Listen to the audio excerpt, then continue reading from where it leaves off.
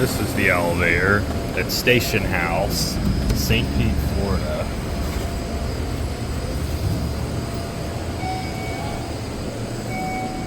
Let's go to basement. It's glass. It's a right-way elevator. We only went down about half a floor, I think.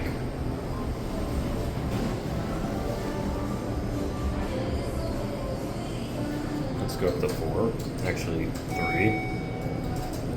4 is restricted. It says 3 is private offices, but it's not restricted.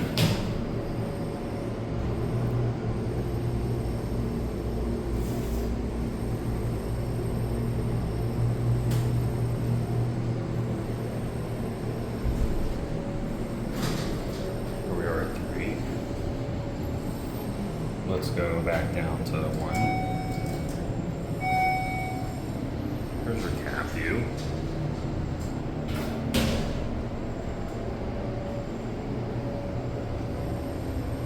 That right there is the entrance to floor 2. So there really is only about a 1 floor separation between B and 2. There's your certificate, which is already expired. It says August 2024. My video cut off a little early, but we're gonna end it anyway. There it goes. And that'll be it.